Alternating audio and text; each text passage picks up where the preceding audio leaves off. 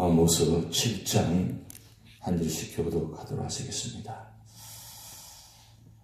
주 여호와께서 내게 보이신 것이 이러하니라. 왕이 풀을 벤 후 풀이 다시 움돋기 시작할 때에 주께서 메뚜기를 지으시며 메뚜기가 땅에 풀을 다 먹은지라.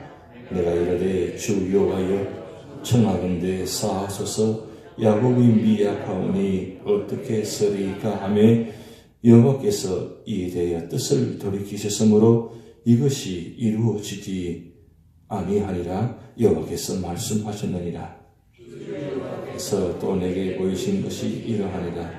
주 여호와께서 명령하여 불로 징벌하게 하시니 불이 큰 바다를 삼키고 욕지까지 먹으려 하는지라. 이에 내가 이르되 주 여호와여 청하건대 그치소서. 야곱이 미약하오니 어떻게 쓰리까 하며 주 여호와께서 이에 대하여 뜻을 돌이켜 주 여호와께서 이르시되 이것도 이루어지지 아니하리라 하시니라. 또 내게 보여진 것이 이러하니라. 다른 줄을 가지고 싸움 담 곁에 주께서 손에 다른 줄을 잡고 서셨더니 여호와께서 내게 이르시되 아모스야 내가 무엇을 보느냐. 내가 대답하되 다른 줄이니이다.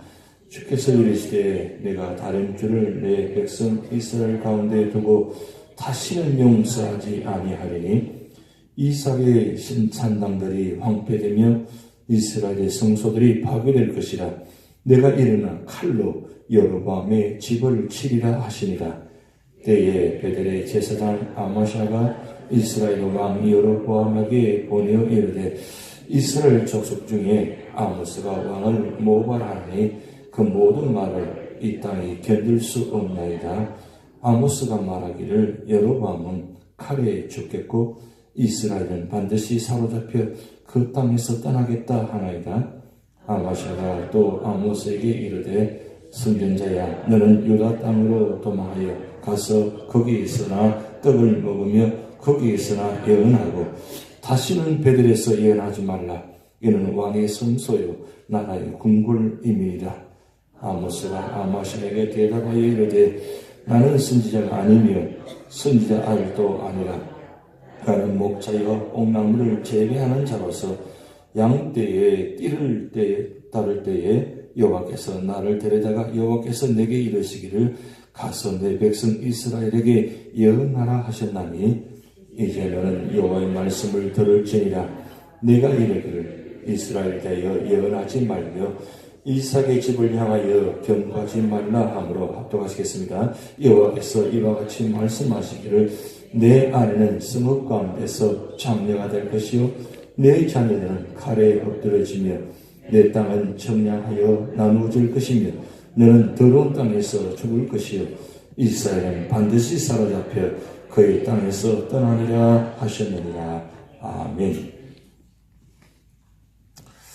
아모스 7장, 8장, 9장, 10절까지 하나님께서 아모스에게 5가지 환상을 보여주시는 장면입니다. 특별히 오늘 7장은 3가지 환상을 보여주시는데 이 3가지 환상이 역사적으로 그대로 이루어지는 말씀입니다. 우리가 일반적으로 남유다가 바벨론 통해서 멸망을 당할 때에 1차, 2차, 3차 바벨론 통해서 공격당해서 결국 망했다고 우리는 알고 있습니다. 근데 놀라운 사실은 북이스라엘도 1차, 2차, 3차에 걸쳐서 하나님께서 아수를 통해서 심판하시는 모습이 나타납니다. 성경의 다른 본문은 그렇게 기록되지 않는데 오늘 아모스 7장을 통해서 3가지 1차, 2차, 3차의 모습이 나타나는데 오늘 7장에 나타나는 3가지 환상이 바로 그 장면입니다. 그걸 꼭 기억하시기 바랍니다. 하나님께서 심판하실 때는 한 번에 끝나게 하지 아니하시고 1차, 2차, 3차까지 가신다는 것. 그 뜻은 1차, 2차는 완전히 멸망시키기 전에 경고의 성격이 있습니다. 그런데 이 경고하시는데 그냥 경고가 아니라 징계하십니다. 근데 3차는 경고가 아니고 멸망시키십니다. 1차 경고함에도 불구하고 듣지 않으시면 마지막 세 번째는 완전한 모습으로 멸망시키시는데 오늘 세 가지 환상이 이렇습니다. 첫 번째 환상이 바로 메뚜기 재앙입니다. 이 메뚜기 재앙, 오늘 1절 말씀에 주 여호와께서 내게 보이신 것이 이러하니라. 왕이 풀을 벤 후에 풀이 다시 움돋기 시작할 때 주께서 메뚜기를 지으시매라고 했습니다. 왕이 풀을 벤 후 풀이 다시 움돋기 시작할 때 이 뜻은 왕이 풀을 뱉다는 것은 일반적으로 귀족들이 풀을 1차적으로 뵙니다. 1차적으로 거뒀다는 뜻입니다. 그러면 다시 싹이 났다는 것은 이제 그것을 가지고 가난한 자들이 그 풀을 움돋을 때 다시 차례가 된다는 뜻입니다. 그런데 가난한 자들이 그것을 거두려고 할 때 메뚜기 떼를 보냈다고 만들었다고 했습니다. 그래서 메뚜기 떼가 그 풀을 다 먹었다고 했습니다. 이 뜻은 위로부터 아래까지 하나도 남기지 않는다는 뜻입니다. 메뚜기 재앙은 우리가 알고 있듯이 10가지 재앙 중에 한 부분이 있잖아요. 근데 이 메뚜기 재앙을 이때도 하나님께서 이 환상을 통해 보여주십니다. 그런데 이 메뚜기 재앙은 무슨 현상이냐? 아수르가 1차 징계하는 모습이 그 모습을 환상적으로 비유하는 말씀입니다. 근데 여기 놀라운 말씀은 1차 때에 이 메뚜기 재앙을 환상을 보여주실 때에 아모스 선지자가 보고 기도합니다. 뭐라고 기도하느냐?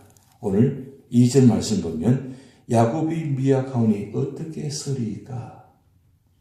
야곱이 미약하오니 어떻게 서리이까? 사실은 여기 미약하다는 말은 그때 당시에 좀 비교가 되지 않는 말씀입니다. 왜냐하면 이 여로보암 2세 때 13대 왕 때입니다. 가장 정치적으로 경제적으로 부강한 때입니다.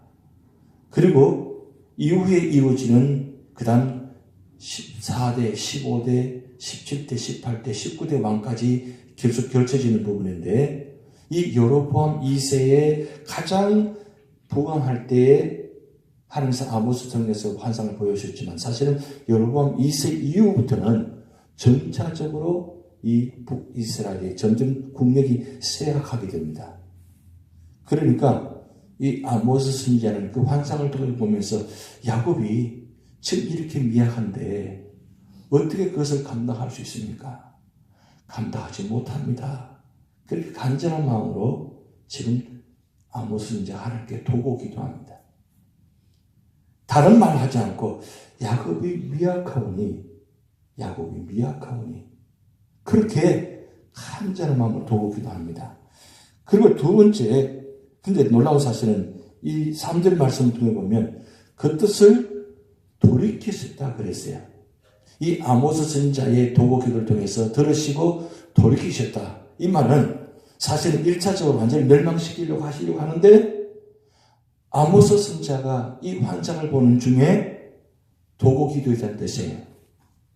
그 도고 기도를 들으시고 완전히 멸망시키지 않으시고 1차적으로 경고만 하십니다. 그런데 이 경고도 사실은 징계시니까 굉장히 엄청난 화를 당하는 장면이 나타납니다. 그런데 이 1차 이 징계가 언제 이루어지느냐면 16대 왕 므나헴 왕 때에 하나님께서 이 아수르왕 디글랏 빌레스를 통해서 1차 징고합니다. 이때에 엄청난 많은 재앙이 일어납니다. 메뚜기 재앙이 덮쳐가지고 쑥대밭을 만든 것처럼 1차 이 디글랏 빌레스 3세 왕이 1차 공격해가지고 거의 초토화시킵니다. 그게 바로 언제냐면 745년입니다. 지금 아모스 선지자 때 여로보암 2세 때는 794년에서 752년입니다. 그러니까 아모스 선지자께서 말씀하실 때는 794년에서 752년 그 사이 그 중반전쯤 됩니다. 그리고 사실은 그 이후에 아모스 선지자 다음 선지자는 누구냐면 호세아 선지자입니다. 호세아 선지자를 통해서 지금 16대, 18대, 19대 왕 때에 그 일어난 사건들을 위해서 호세아 선지자가 말씀하고 있는데, 우리 호세아 선지자 말씀할 때 우리가 다 기억하잖아요. 말도 안 되는 상황 속에서 호세아 선지자를 통해서 그 결혼식에서 엄청난 사건들을 말씀드리시면 보여주시잖아요. 그런데 745년에 이 첫 번째 환상이 그대로 이루어집니다. 메뚜기 재앙처럼 1차적으로 쑥대밭을 만듭니다. 그럼에도 이 북이스라엘 돌아오지 않으니까 두 번째 환상을 보여주시는데, 이 두 번째 환상이 바로 4절부터 6절까지 불의 심판입니다. 이 불. 여러분, 이 불 기억하십니까? 아모스 1장에 보면 이방나라 6개 나라에 불을 통해서 심판하시는 것을 보여주셨습니다. 그리고 2장에 가서 남유다도 불을 통해서 심판하신다. 그러니까 1장에 나타나는 이 불의 나라 심판은 아수르 나라, 그리고 바벨 나라를 통해서 심판하신 장면이 나타난 것이고, 그리고 2장에 남유다도 이 불의 심판을 당하게 되는데 바로 바벨을 통해서 불의 심판을 당하는 모습입니다. 근데 8번째 나라 북이스라엘은 처음에는 불의 이야기를 하지 않았습니다. 또 오늘 본문에 이 불의 이야기가 드디어 등장합니다. 이 불의 심판을 하셔서 징벌하는데, 보면 오늘 4절 말씀에 불이 큰 바다를 삼키고 육지까지 먹으려 하는지라. 그냥 불은 어떻습니까? 메뚜기 재앙은 쑥대밭이 됐지만 아직도 뿌리는 남아있다는 거예요. 그런데 불의 심판을 당하면, 불로 태워지면 거의 남지 않습니다. 여러분, 우리가 알고 있듯이 산에 만약에 불이 나면 최소한 거기서 싹이 나오려면 3년이 지나야 된다고 합니다. 3년이 지나야 불탄 자리에서 땅이 회복되어서 싹이 자라난다고 합니다. 때로는 3년이 아니라 10년 이상 걸릴 수도 있다고 합니다. 그런데 하나님께서 불을 내려서 심판하신다면 어떻게 될까요? 완전히 쑥대밭이 아니라 아예 없어져 버려요. 그냥 시커먼 재만 남아있다는 거예요. 그런데 이 불의 심판이 언제냐면 바로 733년에 18대 왕인 베가 왕 때에 이 아수르 왕, 바로 디글랏 블레셋 3세 왕이 2차 침공해가지고 불의 재앙처럼 태우는 모습이 나타납니다. 근데 이때 이 환상 가운데도 아모스 선지자가 기도합니다. 하나님, 1차 때 기도한 내용 똑같습니다. 야곱이 미약하오니 어찌 쓰리이까? 야곱이 미약하니 어찌 쓰리이까? 이 도구 기도하는. 그래서 우리 삶의 자리에 우리가 어떤 모습이든 간에 교회를 위해서, 가정을 위해서 이 도구 기도가 그만큼 중요합니다. 하나님께서 기도한 모습을 보시고, 그 기도를 보시고 그 기도를 들어 응답하셔서 그 진노의 징계를 거두어 주신다는 거예요. 거두어 주신다는 거예요. 우리가 수요일마다, 토요일마다, 주일마다 도구 기도에 모입니다. 할 수만 있으면 사실 우리 도구 기도에 다 참여하셔야 돼요. 참여하셔서 그 기도하셔야 됩니다. 왜냐하면 이 도구 기도를 통해서 하나님께서 그 가정에, 그 개인에게 진노하시고 징계를 하시려고 할 때, 하나님께서는 완전히 징계를 하시려고 마음을 먹으시는데 그 도구 기도를 들으시고 거두신다는 거예요. 우리가 도구 기도 내용을 우리가 알고 계시잖아요. 아브라함을 생각하사 롯을 구원해주는 이 아브라함을 생각하사라는 이 단어가 얼마나 중요합니까? 아브라함이 롯을 위해서 5번이나 하나님께 도구 기도하잖아요. 50번, 45번, 40번, 30번, 20번, 10번까지 나왔잖아요. 그런데 그 소돔과 고모라 성에 10명이 없어서, 사실은 5명은 다 있잖아요. 5명만, 아니 4명만 전도해서 그 자리 믿음의 사람이 있었다면 소돔과 고모라 성이 멸망당하지 않았을 거예요. 그런데 보세요. 그 4명, 5명이 없어서 소돔과 고모라 성이 멸망을 당하잖아요. 그런데도 뭐요? 그 도기도 들으시고 롯을 구원해 주시잖아요. 그런데 그 사위들이 뭐라고 했습니까? 농담으로 들었다 그랬어요. 그런데 중요한, 그럼에도 하나님은 그 도구 기도 소리를 들으신다는 거예요. 오늘 우리의 도구 기도가 참 중요합니다. 나의 기도만 하는 것이 아니라 우리 교회를 위해서, 어려운 가정들을 위해서, 믿음의 신앙생활을 하지 않는 부분을 위해서, 그리고 그 신앙생활을 하면서 여러 가지 힘든 모습 있는 분들을 위해서 이 도구 기도할 때 하나님은 그 도구 기도를 들으시고 우리를 모두 다 구원해 주신 역사가 있습니다. 이때만 있는 것이 아니라 오늘 우리에게도 있다는 거예요. 지금 아모스 선지자가 그 환상 중에 사실 그 환상이 어마어마한 환상이잖아요. 지금 메뚜기 재앙을 통해서, 불의 재앙을 통해서 지금 그 북이스라엘이 그냥 징계를 당해서 그야말로 초토화되는 장면 속에서도 너무 놀라서 어쩌면 아무 말도 못할 텐데 그 상황, 위기 상황 가운데도 아모스 선지자는 기도했다는 거예요. 야곱이 미약한데 어찌 쓰리까? 야곱이 미약한데 어찌 쓰리까? 얼마나 간절한 마음으로 기도했겠습니까?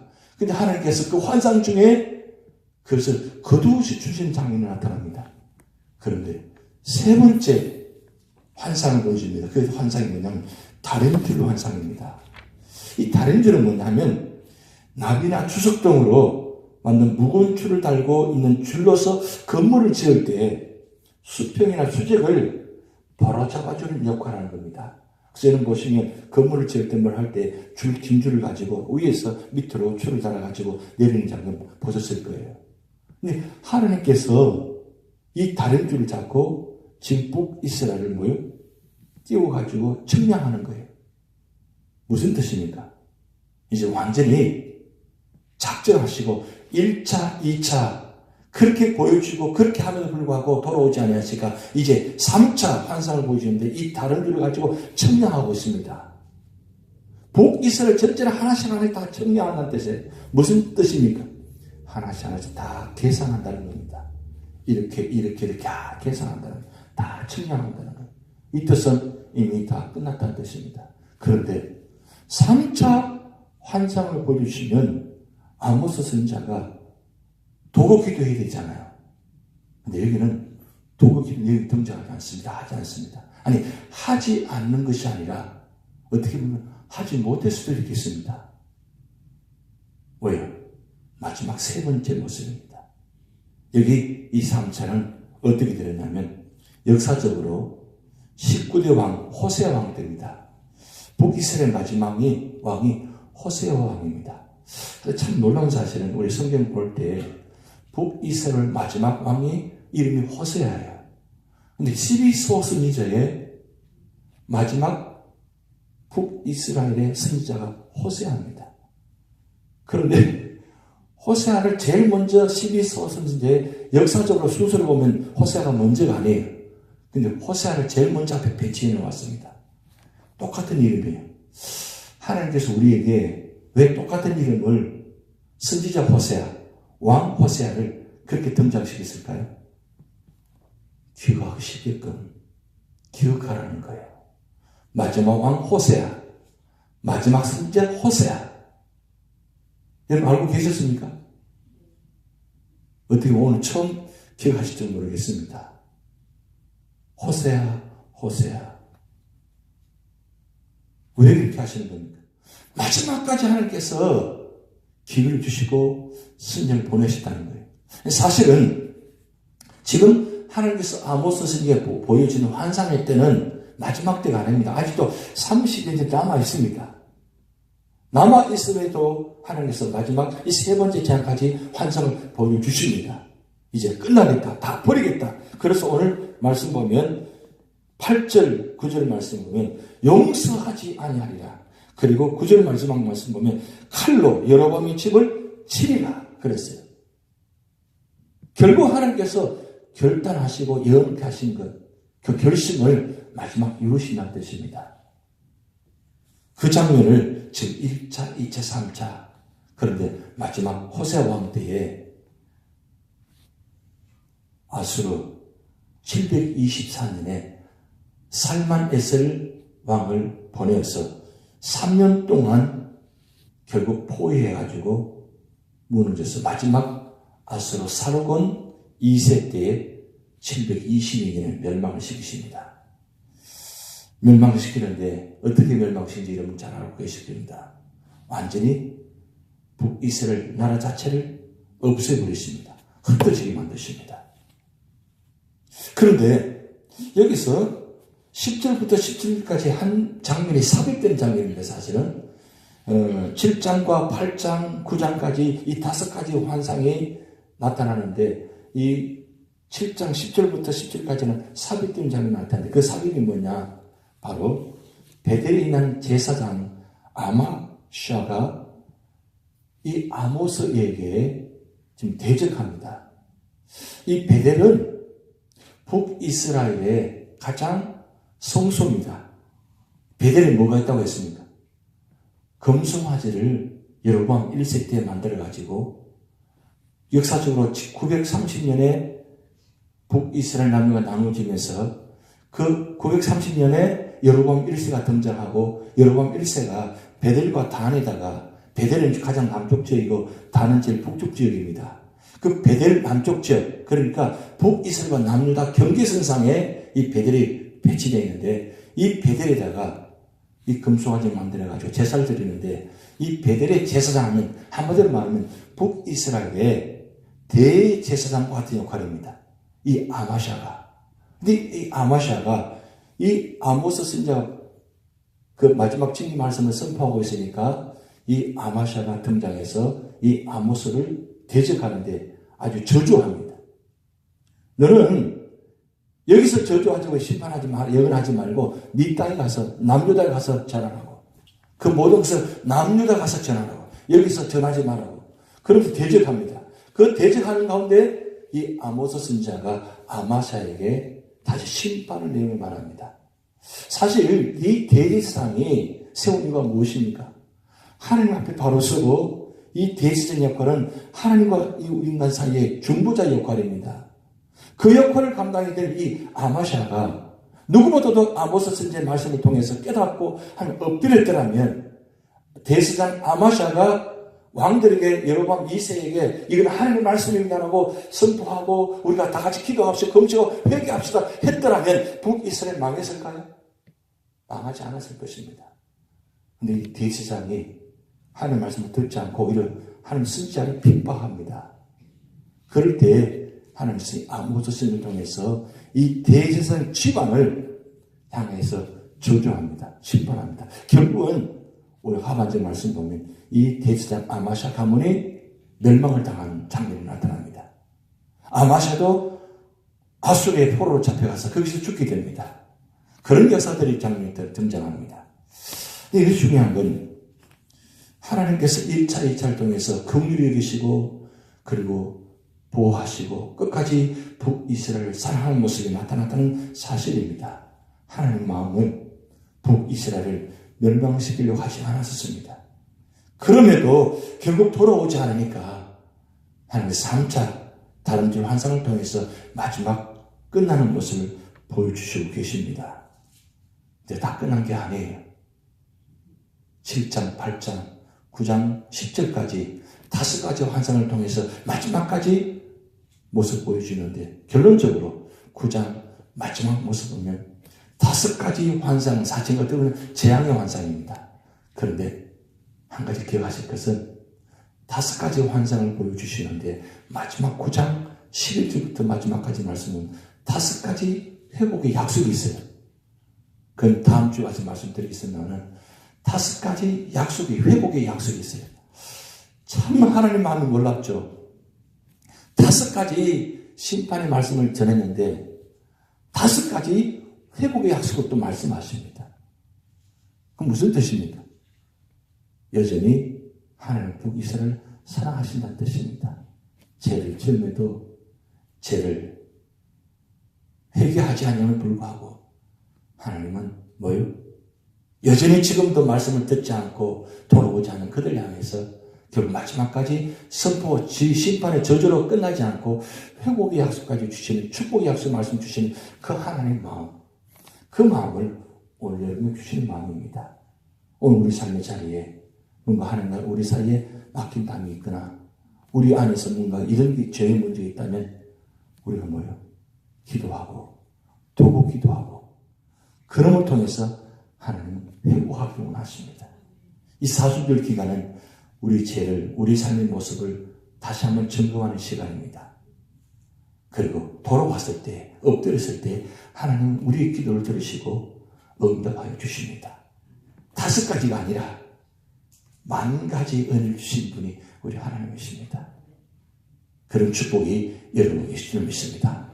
다 같이 기도하시겠습니다. 하늘에 계신 우리 아버지여, 이름이 거룩히 여김을 받으시오며 나라가 임하옵시며 뜻이 하늘에서 이루어진 같이 땅에서도 이루어지이다. 오늘날 우리에게 일용할 양식을 주옵시고 우리가 우리에게 죄진 자를 사하여 주는 것 같이 우리 죄를 사하여 주옵시고 우리를 시험에 들게 하지 마옵시고 다만 악에서 구하옵소서. 대개 나라와 권세와 영광이 아버지께 영원히 있사옵나이다.